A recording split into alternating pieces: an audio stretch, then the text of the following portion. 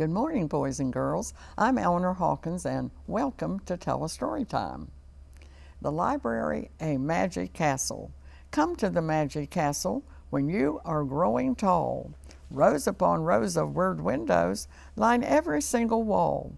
They reach up high as the sky, and you want to open them all, for every time you open one, a new adventure has begun. The library, a magic castle. And now, boys and girls, with the United Nations Week coming up soon, I want to read you the costume party. I wish Terry and I could have a special birthday party this year, said Jill as she helped Mother set the table for dinner. Jill and Terry were twins, so of course they had the same birthday. Let's have a super special party, Terry said, so we won't ever forget it. Daddy looked up from his book. Why not a costume party, he suggested. You know there are people from all over the world working at the United Nations with me. Their children are your classmates at international school. You can invite them to the party and ask them to wear the costumes from their own countries. Oh gosh, Daddies, that sounds great, Terry exclaimed. I know lots of boys and girls at school we can invite. So do I, echoed Jill. Then she added, wait, I'll be right back, and she ran from the room. Soon Jill was back again, dressed as an Indian girl. Me, laughing water, she cried. I wore this in our school play, so I'm all ready for the party. She turned to her twin brother. What kind of a costume are you going to wear, Terry? She asked. My costume is going to be a secret, Terry answered. The day of the party came. How nice everything looks, Mother said, glancing around the room at the gay flags and bright pictures that were on the wall. There's the doorbell, Jill cried, and she ran to welcome the guests. She greeted Pedro from Mexico, Gina from Italy, Richie from Holland, and Ricardo dressed as a gaucho of Argentina. Happy birthday, other children called. They were Vasily from Greece, Faisal from Arabia, and Tashiko and Tico from Japan. Hello, it was Maria from Spain, Silok from Alaska, Kim from Korea, and Sita from India. Come in, Jill cried, and in walked Serena from Indonesia, and Greta from Sweden, and little Marie from Hungary. Well, where's Terry? The children asked. Now, at that moment, Terry appeared on the staircase. He was dressed as a cowboy. I'm glad you all came to our party in your native costumes, he said. We're dressed in our native costumes too, said Jill, the American Indian and the American cowboy. Mother and Dad came in to welcome them all. Well, now, why don't you play some games, they suggested. Jill said, let's play a guessing game. Pedro said, let's play pin the tail on the donkey. And Greta said, let's play hide and seek. So you know they played all of them. Now, twins, I think it's time for you to cut the birthday cake, Mother said. She opened the door to the dining room. There were oohs and ahs as the boys and girls saw the big table with food and a surprise present at each plate. There were little sandwiches made of ham from Holland. There was cheese from France and cookies from Denmark and Italian ice cream. On the table was the birthday cake with 6 glowing candles. Jill and Terry made a wish, and together they blew out their candles. Then they cut the cake and gave each boy and girl a big piece. Now, it was sure a super special party, Terry said, when it was time to say goodbye to their guests. I won't ever forget it. Well, now, I hope we can have another one just like it next year, said Jill. waving goodbye to the guests. Wouldn't it be fun to have a costume party on your next birthday? Yes, it would, boys and girls. And that is the story, the costume party. And now stay tuned, and we'll be back in just a moment with our big Do You Know book. Stay tuned.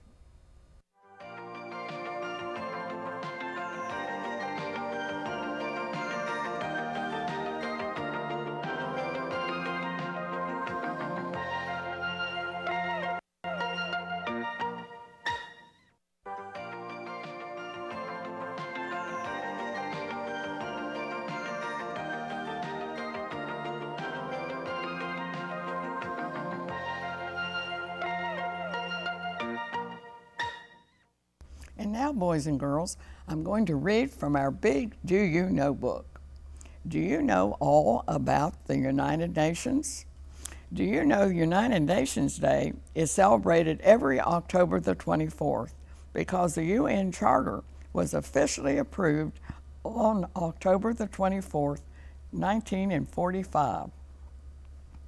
Do you know the United Nations, or UN for short, was established in 1945 after World War II to promote peace and cooperation through all the world? Do you know the UN conducts its business in 6 languages: Arabic, Chinese, English, French, Russian, and Spanish?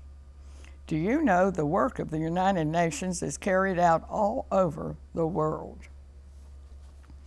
Do you know the headquarters for the UN is located in New York City? There are many countries that belong to the UN.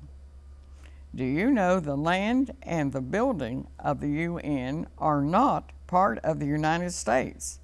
The United Nations is an industrial zone with its own flags, post office, stamps, and security. And you know, boys and girls, United Nations Day is celebrated next Tuesday. And so I hope that you all will remember these facts that I've read to you from our Do You Know book. Do you know we would like you to go to your public library, any of the libraries in the Craven, Pamlico, Carteret Regional Library.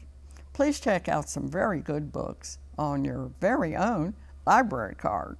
And now stay tuned, and we'll be back with another story in just a moment.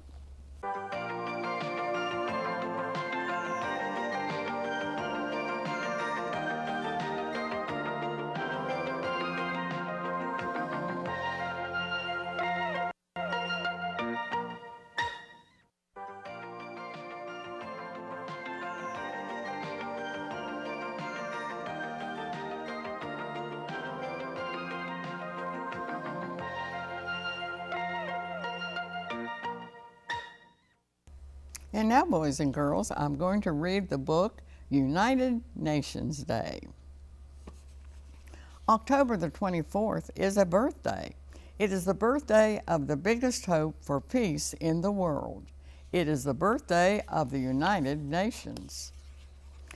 On United Nations Day, we do not count candles on a cake. We count flags. We count more than 100 flags. More than 100 countries belong to the United Nations, called UN for short. These countries meet each year at the United Nations Plaza in New York. They meet to work for peace. They meet to work for a better world. Their bright flags fly in front of the tall glass buildings on the plaza.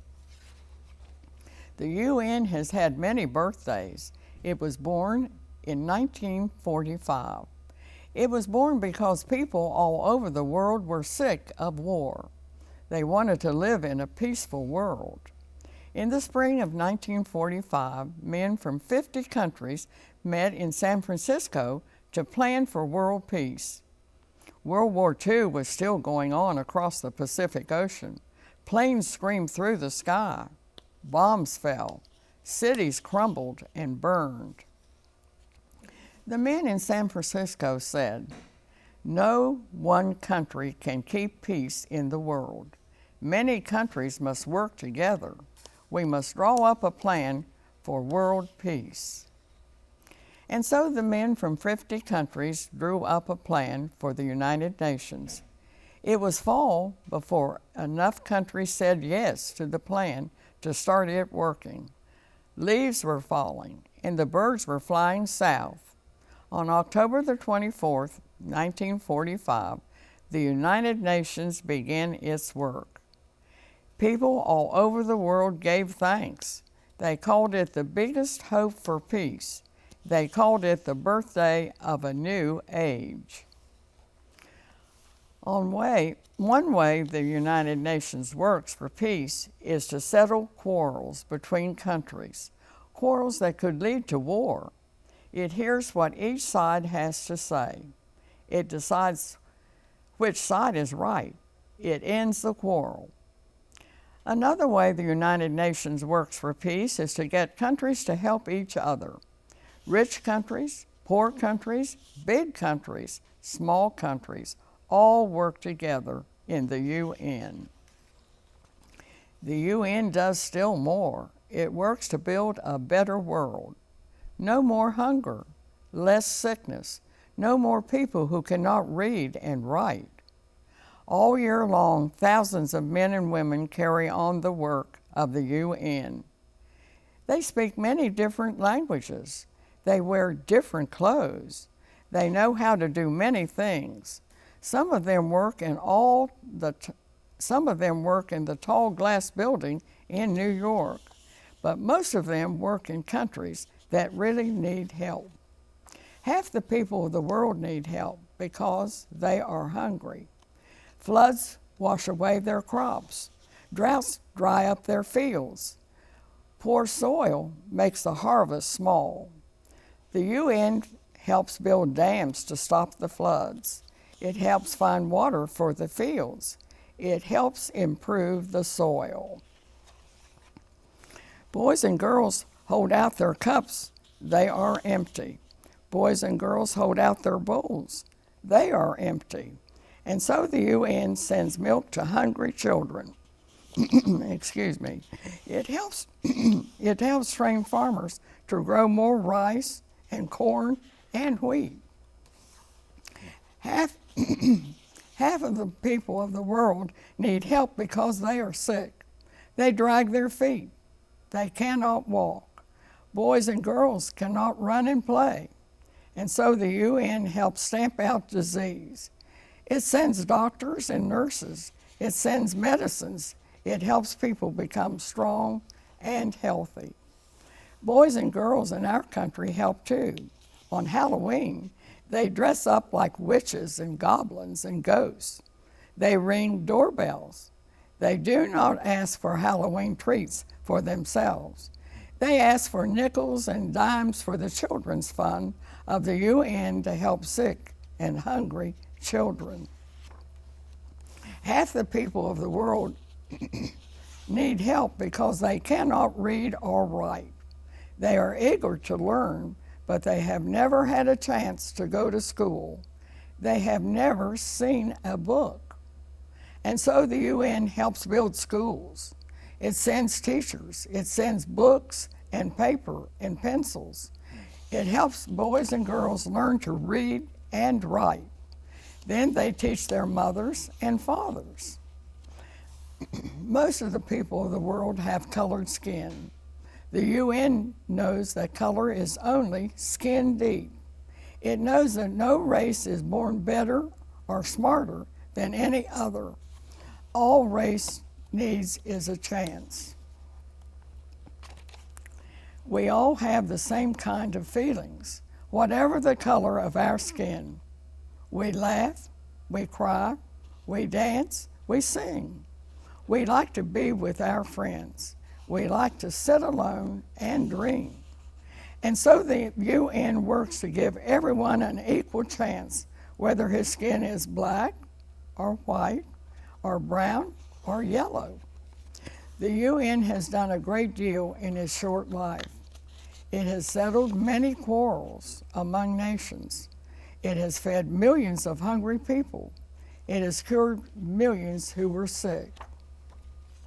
It has taught millions of boys and girls to read and write. It has given new hope to people with colored skin. Boys and girls, it has worked hard for peace, and it's been in existence for a long time. And that, boys and girls, is the story of United Nations Day. And now stay tuned, and we'll be back with another story in just a moment.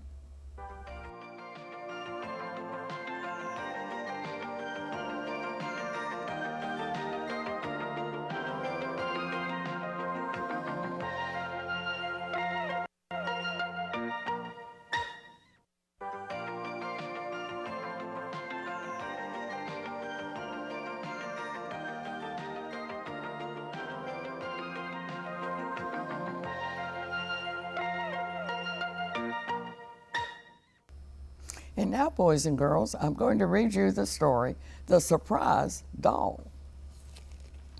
Mary lived in a little house overlooking the ocean. Mary had big brown eyes, a nose that went up like this, eyebrows that went up like that, hair as yellow as butter, and cheeks that were pink from the sun and the wind. And when she smiled all over her face. Mary's father was a sea captain. He took long trips across the ocean in his ship. From her window, Mary waved goodbye to him when he sailed away. And from her window, she waved hello to him when he came sailing back. Now 6 times he came back with a doll for Mary. So you know she had 6 dolls from 6 different countries. First there was Susan, who had cheeks that were pink from the sun and the wind. She came from England. Sonia, who had a nose that went up like this, came from Russia. Teresa, who had big brown eyes, came from Italy. Lang Po, who had eyebrows that went up like that, came from China.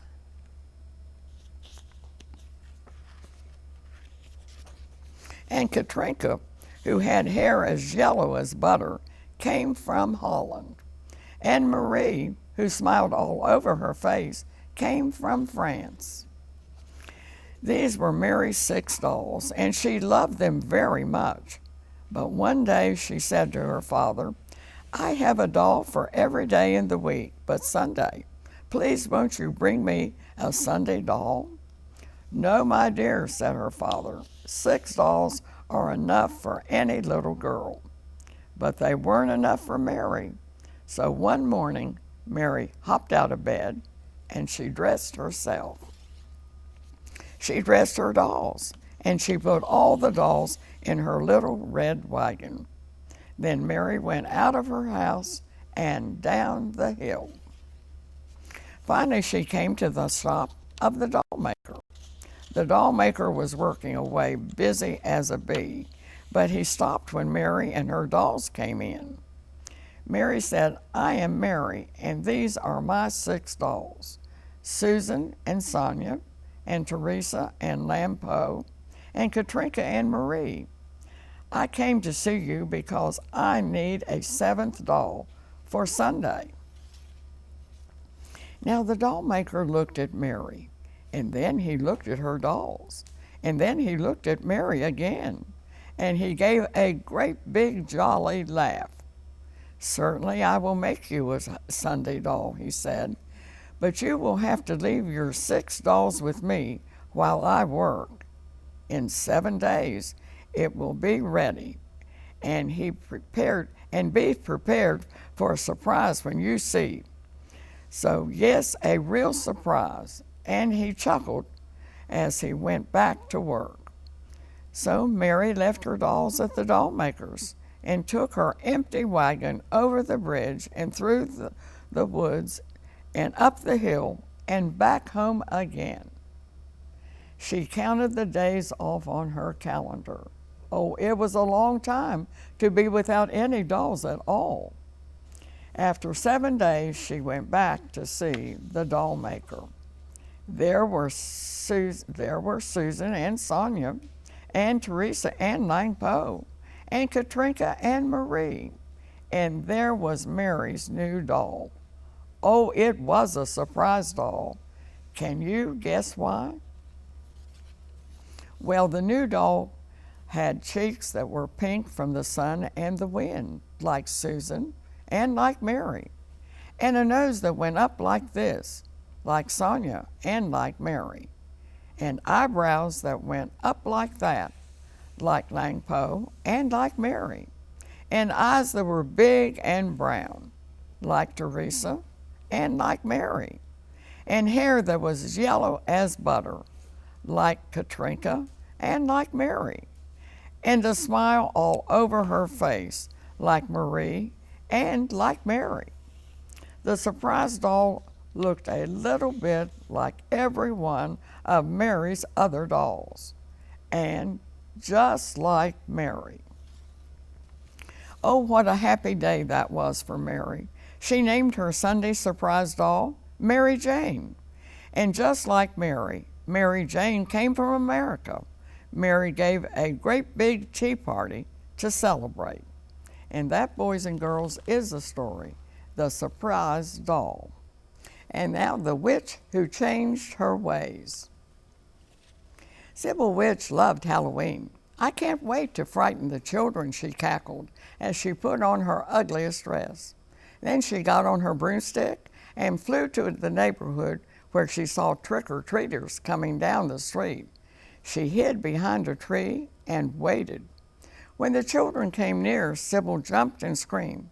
"Oh, what a neat little witch costume," one of the children said with a smile. "Do you want to join us as we go trick-or-treating?" asked another.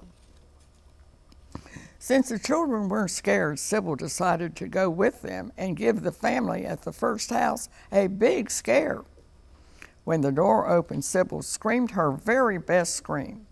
"Oh, what a cute witch," said the lady at the door. "You should get a prize for that costume. I'll give you the biggest apple." She handed apples to Sybil and all the other children. Sybil decided to go on with the trick-or-treaters to the next house, which she would give them a medium scare. When the door opened, Sybil gave a loud howl, but everybody just laughed. "Oh, you have a wonderful costume," said the lady of the house. "You look just like a witch." And she invited all of them in and gave them cups of hot chocolate with marshmallows. Sybil had never tasted hot chocolate before. It was much better than witch soup. All at the third house, Sybil decided to try a small scare because she was beginning to enjoy trick-or-treating. When the door opened, Sybil said, "Boo!"